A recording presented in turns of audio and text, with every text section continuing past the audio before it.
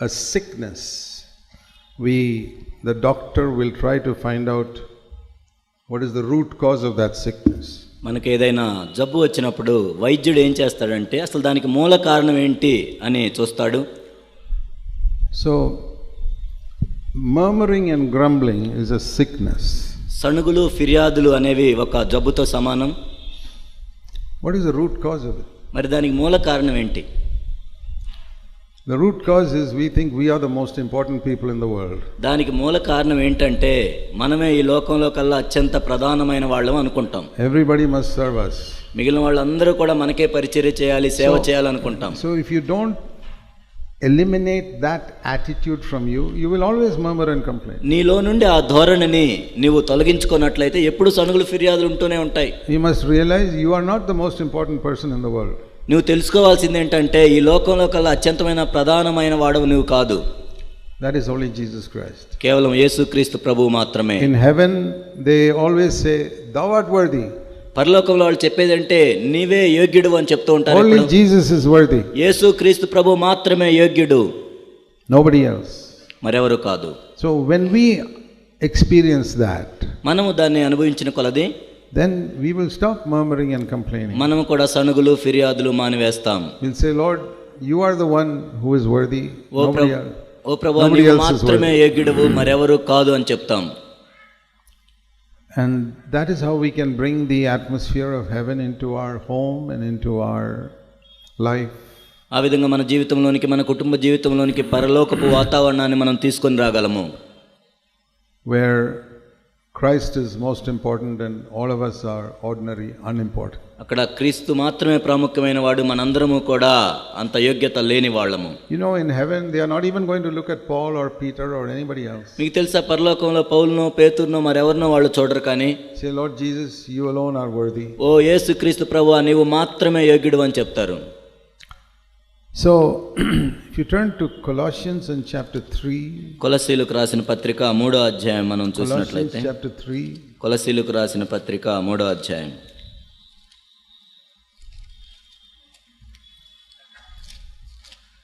it says, verse 13, bearing with one another, forgiving one another. కొలస్సీ 3:13, ఒకరినొకరు భరించటం, క్షమించటం. Whoever has a complaint against anyone, as the Lord forgave you, so also you should forgive.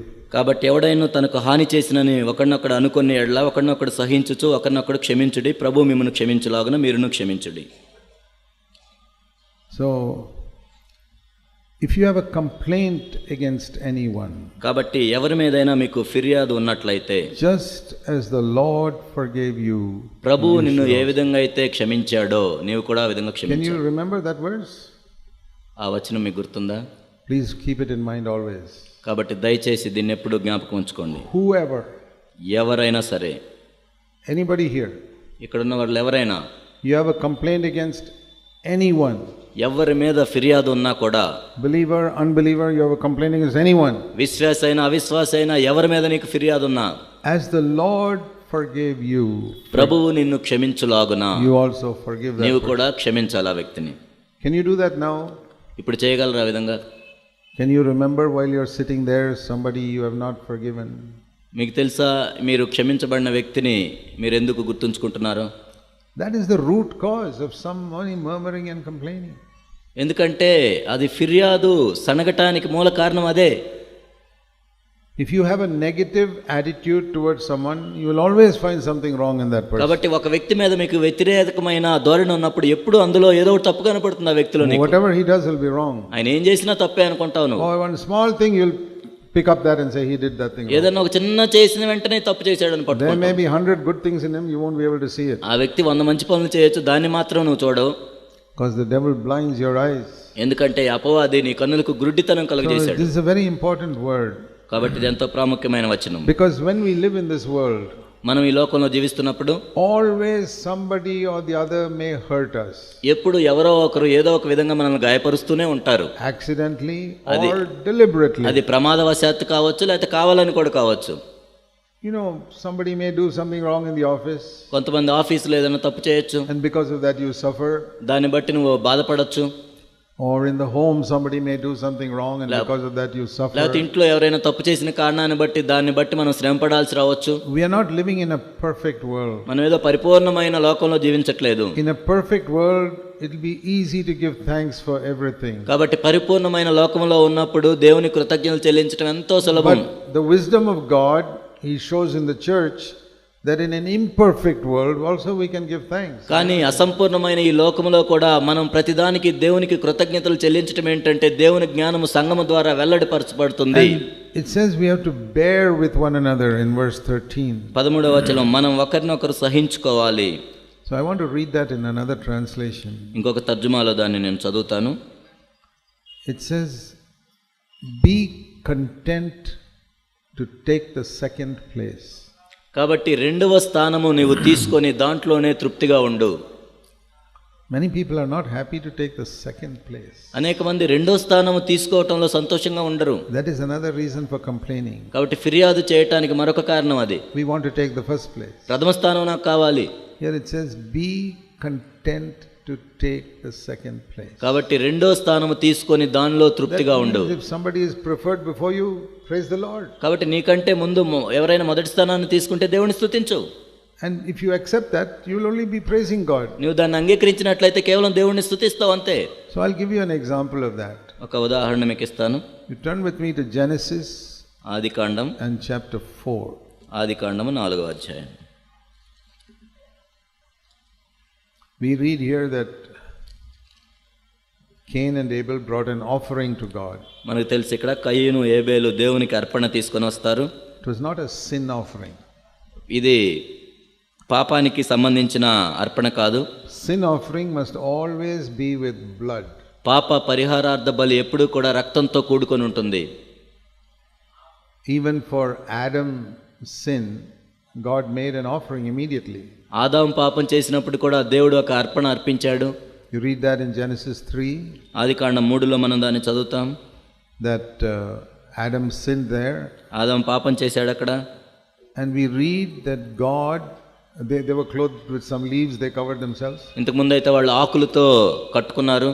But verse 21, 21వ వచనం 3:21. 3:21 God made a garment of skin from an animal for Adam and Eve. దేవుడైన యెహోవా ఆదామునకు అతని భార్యకును చర్మపు చొక్కాలను చేయించి వారికి తొడిగించెను. How did he make that garment of skin? ఆ చర్మపు చొక్కా ఏ విధంగా చేశాడు దేవుడు? He didn't create it. దాన్ని ఏదో సృష్టించలేదు. No. లేదు, ఆ విధంగా చేయలేదు. He killed an animal. ఆయన ఒక జంతువుని చంపి And the blood was shed. అక్కడ రక్తం చిందించబడింది. Then he took the skin. అప్పుడు ఆ చర్మాన్ని తీశాడు దేవుడు. So that animal that was killed was for Adam's sin. కాబట్టి ఆ జంతువు ఎందుకు చంపబడిందంటే అక్కడ ఆదాము చేసిన పాపానికి పాప పరిహారార్థ బలి. A picture of how Jesus would one day die for his sin. యేసుక్రీస్తు ప్రభువారు మన పాపం నిమిత్తం ఏ విధంగా చనిపోబోతున్నారు అని చెప్పడానికి సాదృశ్యం. And that garment was a picture of the righteousness of Christ, which covers us so that we can stand before God. ఆ చర్మపు చొక్కా ఏంటంటే యేసుక్రీస్తు ప్రభు యొక్క నీతి వస్త్రము. ఆ విధంగా మనం దేవుని సన్నిధిలో నిలబడటానికి. But when Cain and Abel, ఇక్కడ కయ్యూను హేబేలు, they were bringing an offering, not a sin offering. వాళ్ళు అర్పణ తీసుకొచ్చారు, అది పాప పరిహారార్థ బలి కాదు. They were coming with an offering of thanksgiving. వాళ్ళు కృతజ్ఞత అర్పణను తీసుకొని వచ్చారు.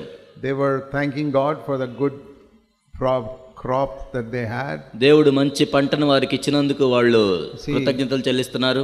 Cain was a tiller of the ground, verse 2, and Adam was keeping the flocks. కయ్యూనేమో సేద్యపరుస్తూ ఉన్నాడు, హేబేలేమో మందలను కాస్తూ ఉన్నాడు. Verse 2. 2వ వచనం. And God blessed the flocks and the ground. కాబట్టి దేవుడు భూమిని సేద్యపరిచేటప్పుడు దాన్ని ఆశీర్వదించాడు, మందలను ఆశీర్వదించాడు. This was a thanksgiving offering. Thank you, Lord, for blessing my work. ఇది కృతజ్ఞత అర్పణ. దేవా, నేను నా చేతి పనిని ఆశీర్వదించినందుకు వందనాలు. So when you come with thanksgiving, you can only bring whatever you're working with. కాబట్టి నువ్వు కృతజ్ఞత అర్పణ తీసుకుని వచ్చేటప్పుడు నీ దగ్గర ఏముందో దాన్ని తీసుకొని వస్తాం. Cain brought from the fruit of the ground. కాబట్టి కయ్యూను భూమి యొక్క పంటను తీసుకొని వచ్చాడు. Abel brought from the flock. హేబేలేమో మందలో నుంచి తీసుకొని వచ్చాడు. That was okay. అది దేవుని దృష్టిలో అంగీకారమే. But the fire fell only upon Abel's offering. కానీ అగ్ని మాత్రం హేబేలు అర్పించిన అర్పణ మీదే పడింది. And not upon Cain's offering. కయ్యూను అర్పణ మీద రాలేదు, అగ్ని దిగి రాలేదు.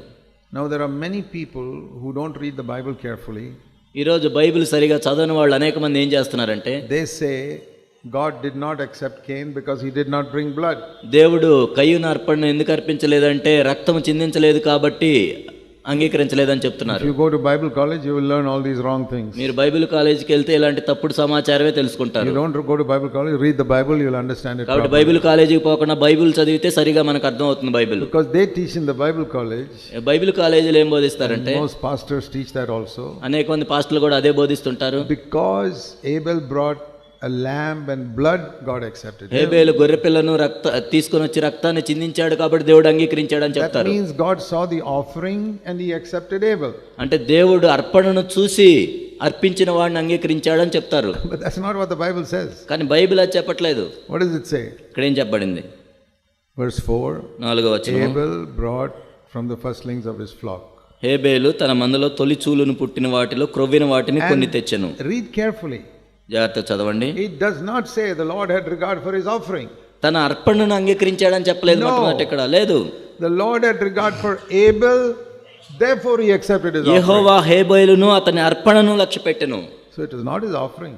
అర్పణను కాదు లక్ష్యపెట్టింది. The Lord accepted Abel, therefore he accepted his offering. దేవుడు హేబేలును అంగీకరించాడు కాబట్టి తన అర్పణను కూడా అంగీకరించాడు. You remember Jesus said in Matthew 5, మీకు తెలిసి యేసుక్రీస్తు ప్రభువారు మత్తయి సువార్త 5వ అధ్యాయంలో చెప్పారు, bring your offering to God. మీరు దేవుని దగ్గర కానుకలు తీసుకొచ్చినప్పుడు And there you remember that you got angry with somebody, you have not asked his forgiveness. నీ సహోదరుడు నీ మీద ఏదైనా విరోధం కలిగిన ఎడల, Somebody's got something against you. నీ మీద ఎవరో విరోధం కలిగి ఉన్నారు, You leave your offering.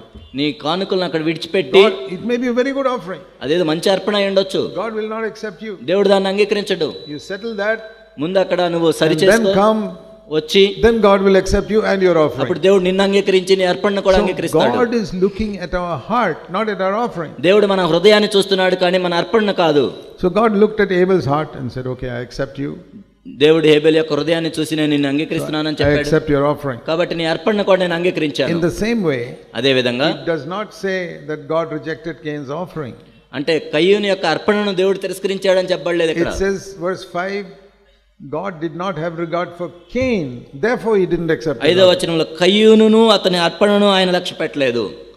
So when you bring an offering to God, కాబట్టి దేవునికి నువ్వు ఏదైనా అర్పణ తీసుకుని వచ్చినప్పుడు he is not looking at the offering. అంటే ఆ అర్పణ ఏంటని దేవుడు చూడ్డు, He is looking at your heart. నీ హృదయాన్ని దేవుడు Your చూస్తాడు. heart is right, you accept the నీ హృదయం సరిగా ఉన్నట్లయితే నీ అర్పణ దేవుడు అంగీకరిస్తాడు.